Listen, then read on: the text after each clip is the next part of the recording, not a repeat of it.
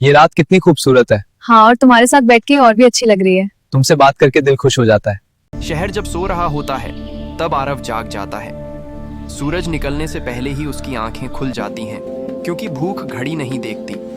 फटी हुई चप्पल पहनकर कंधे पर पुरानी बोरी टांगे वह झुग्गियों से निकल पड़ता है।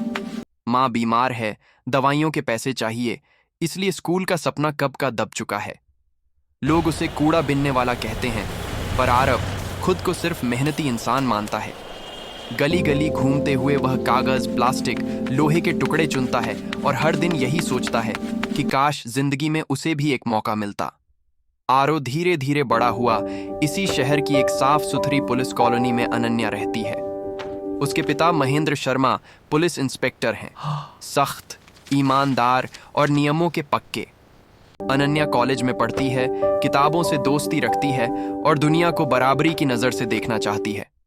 उसे बचपन से सिखाया गया कि सही और गलत में फर्क करना जरूरी है, पर उसने यह भी सीखा कि इंसान की पहचान उसके कपड़ों या काम से नहीं होती।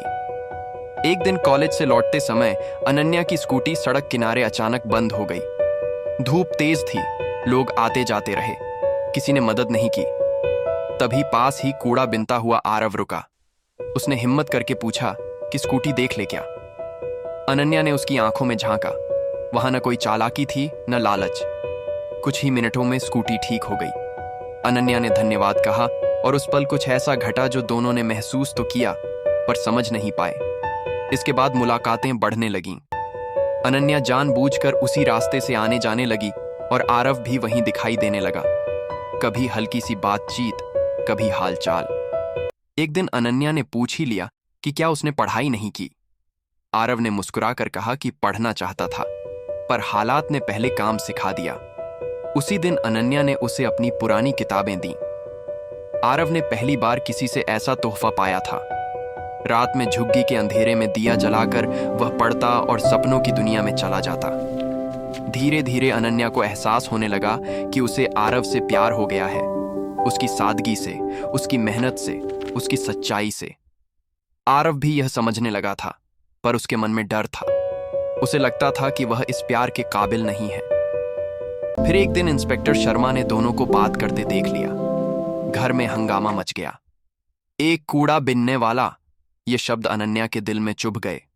उसने अपने पिता से कहा कि इंसान की कीमत उसके काम से तय नहीं होती, पर वर्दी के भीतर का पिता अभी तैयार नहीं था। आरव को थाने बुलाया गया और सख्त लहजे में दूर रहने को कहा गया। उस रात आरव ने अनन्या से कहा कि उसका भविष्य उज्जवल है और वह रास्ते का पत्थर नहीं बनना चाहता।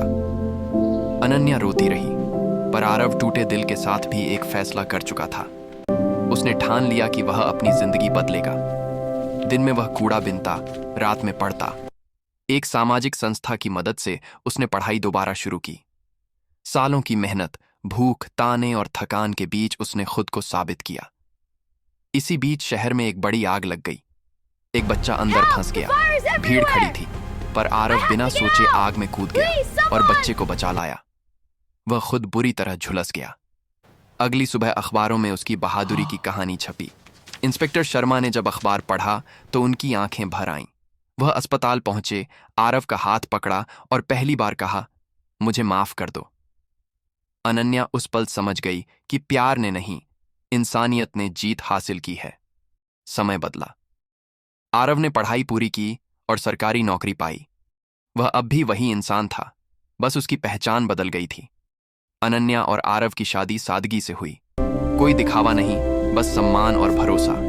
आज आरव झुग्गियों में बच्चों के लिए पढ़ने की जगह खुलवाता है और अनन्या उसके साथ कंधे से कंधा मिलाकर खड़ी रहती है। वीडियो पसंद आया हो तो चैनल को सब्सक्राइब जरूर करें।